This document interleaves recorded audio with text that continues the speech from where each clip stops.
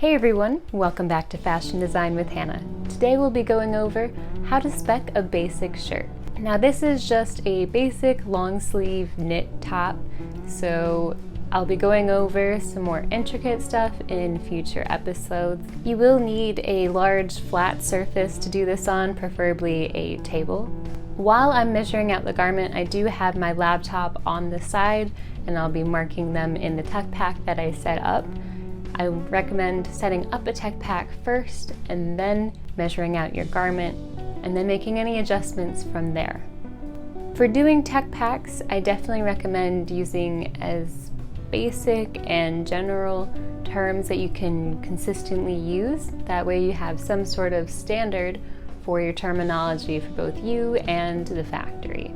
This makes for great communication on exactly what you want to be measured and exactly what a spec is. And if you haven't already, feel free to subscribe to the channel and like this video. For now, let's get started on the specking. Here's the top that we're starting off with. It's from A New Day, which is a Target brand. Just thought I'd start off with a nice basic shirt.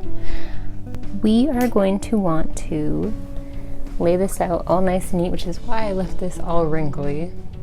So that way I could show you how to make this nice for measuring. So you don't want to stretch this out, you're just going to want to lay it as flat as you can, maybe making minor adjustments. And then for the sleeves, we'll leave them until we're actually going to measure them out because we don't want this region to be messed with for measurements. So as long as we have the torso set up flat to start off with, that's great. So you'll want a ruler and a measuring tape. Yes, you'll want both or two of either one. I prefer the ruler just to make sure that I have a straight line, and the measuring tape because there are a lot more measurements that are longer than 18 inches. With tech packs, you generally start with the length. We measure from high point shoulder, or HPS. So high point shoulder is going to be from the highest point on the actual torso. So we have this lined up to the seam because it's high point shoulder seam. And the first measurement that I usually do is the center front. So we're going to measure that out here. Center front, 24.5. I'll go ahead and record that. I just have these numbers here in the tech pack in the sample column for text box to start off with, and then I fill them in as I go. And then for center back, do the same thing, which here it looks like it's the same length as the front, so we're going to do 24.5. Alright, so go ahead and mark 24.5 for the center back as well. And then for side seam, you may think that, oh, it's a straight seam down at the bottom. It's not going to be any different, but you always check it just to be sure. And this is 24.25, so it is slightly different. So I'm marking that. And if you note the body length at side seam, that's good because you can always mark a shirt tail hem, so you can always mark something that's like this. And that's the shirt tail. It comes up at the side seam and comes down in the middle. Another measurement you would add for a shirt tail though would say like shirt tail hem height, and that'd be right underneath the body length at the side seam. But for now, we're keeping it as is. Note how I am putting these on the sample column, as I can adjust what I want in the medium column here, which is what I would go into production with. The sample column is more for our reference for initial development. You'd usually erase this column so they don't get confused, and then you could also put in your sample measurements for what they send back to you, so you can double check them. Alright, so now we'll move on to chest width. For what we typically do in the industry, you usually do 1 inch below the armhole seam, and the armhole seam is right over here, so we're going to do 1 inch below with our ruler. And then measure out with the measuring tape. This is 16 3/4. That seems a little bit small for most, at least American Missy tops, but this does have a good stretch in the fabric. I'd say a good Missy measurement is about 18. If you don't want it to be fitted, 18 is like a good comfortable American medium. And then for waist placement, 15 is about the average, but you can go anywhere from like 14.5 to 15.5. And then from going to plus size, so from Missy to Missy Plus, you usually add in a 1/2 inch. The same is juniors. Juniors, I think you usually do about 14.5, so then juniors plus would be about 15. It varies from company to company, but that's just what I've worked with. So we go 15 inches down. Start off with a high point shoulder seam. We go 15 inches down. Okay, then we move the ruler back down here. Waist width is 15 3/4.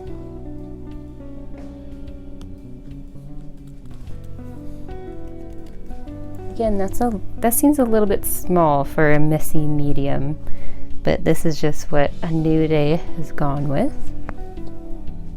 For a hip width, I don't know if we'll make it. You don't typically do a hip width on top unless it's a very long top, but we'll see if this goes down enough. Let's see, hip width, I typically do 21 inches below high point shoulder. Okay, so we do reach 21.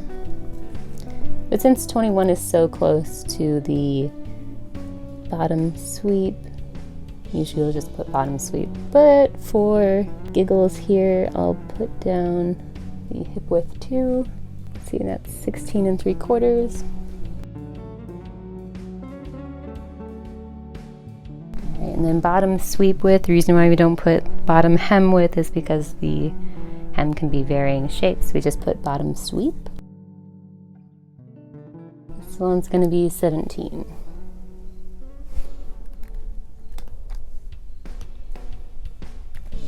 And then for bottom hem height, we measure up from the bottom edge into the middle of the double needle. So that's going to be 5/8. So then we move on to shoulder slope to armhole seam. Shoulder slope is what you measure from the high point shoulder seam down to where the sleeve and neck intersect.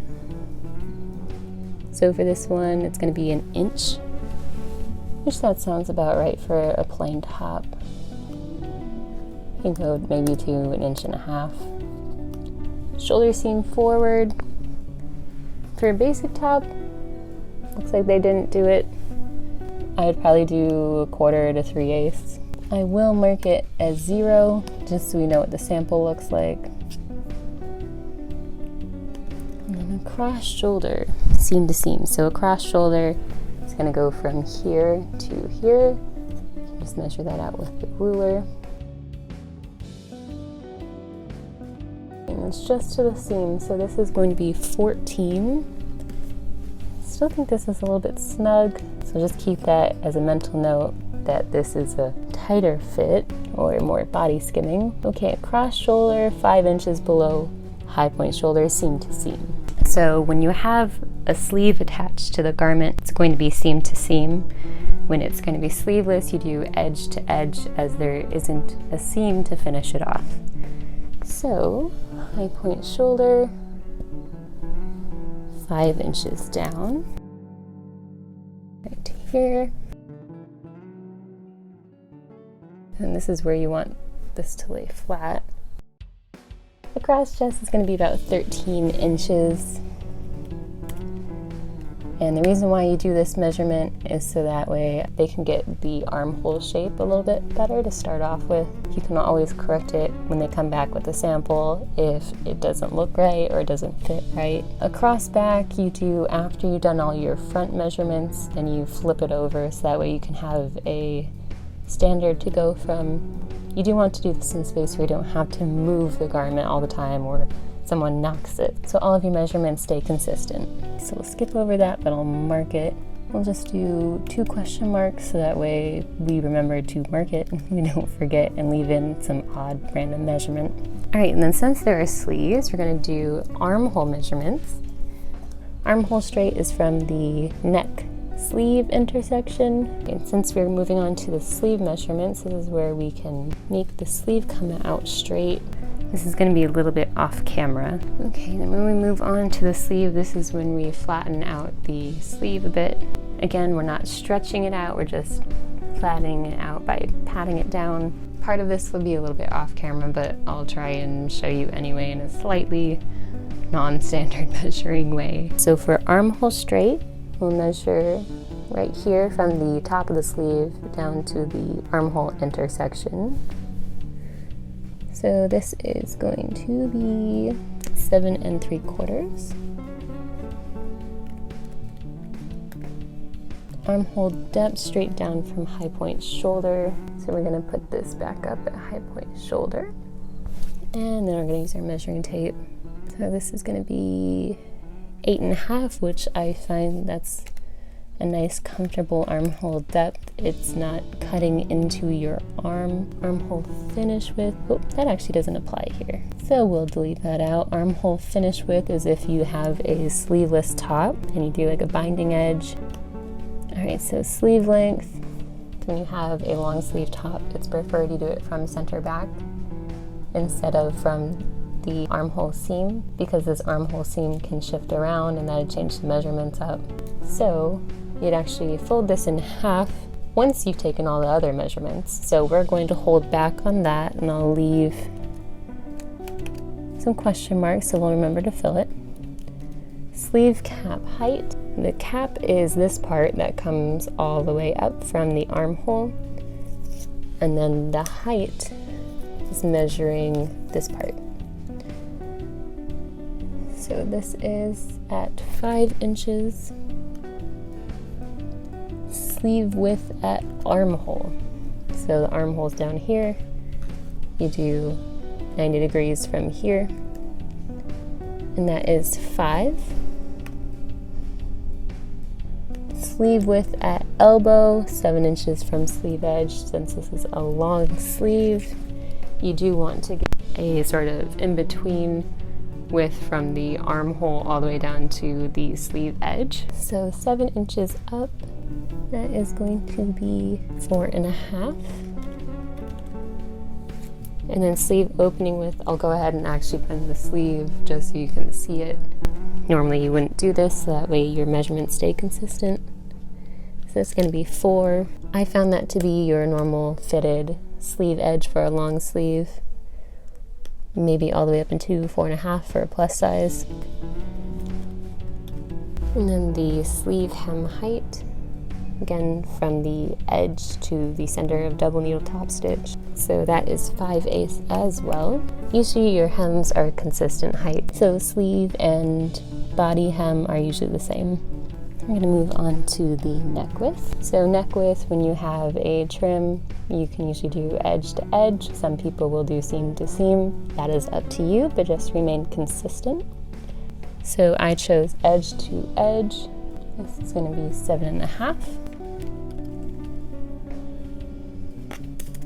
Here we go. Front neck drop from high point shoulder seam.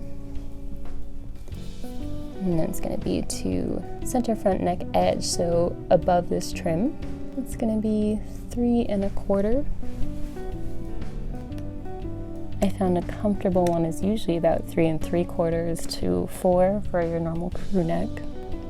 Back neck drop. So back neck drop, we can leave this ruler where it's at and then just use the measuring tape here. This is 3/4.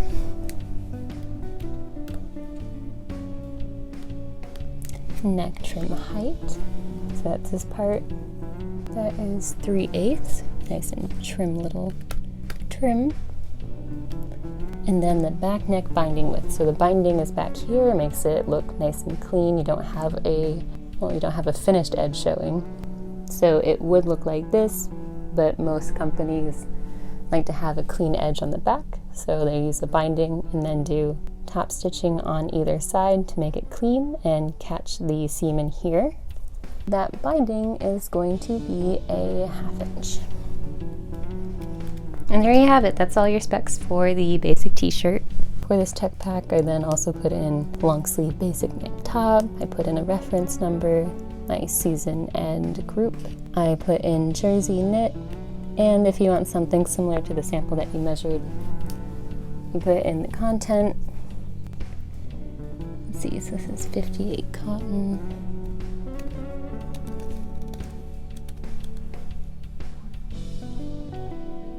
%% modal.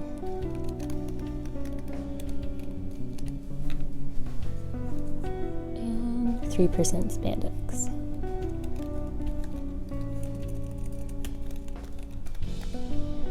If you didn't care what the content is, you could do TBD and just have the factory send what you want. And then the quality here is a jersey knit.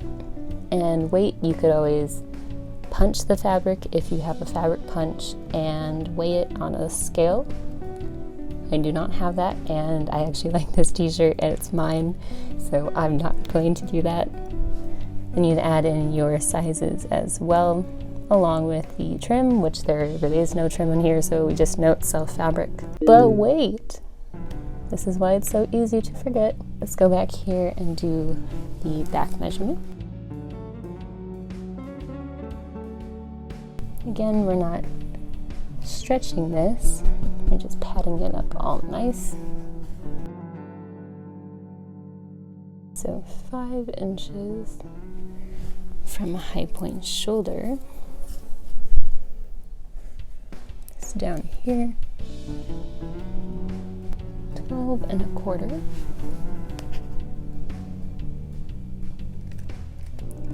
And you see that the across back is usually smaller than the across chest. That's because the across chest makes room for the chest, while the back is usually a little bit more flat. Okay, and then I'll show you the sleeve length. So to do the sleeve length from center back, one of the easiest ways is to just fold this in half.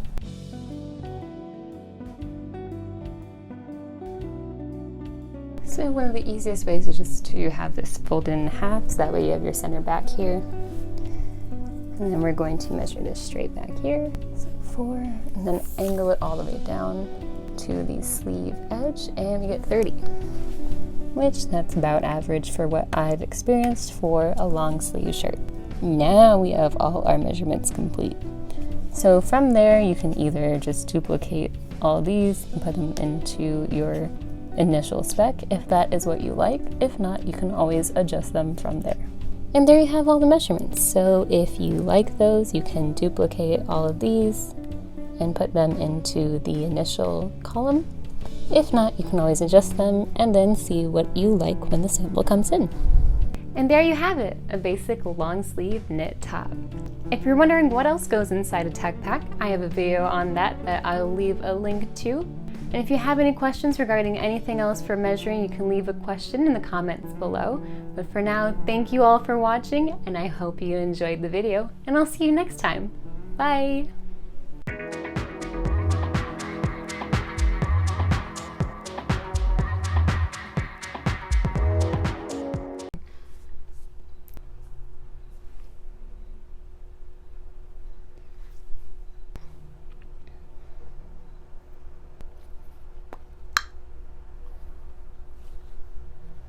Bye.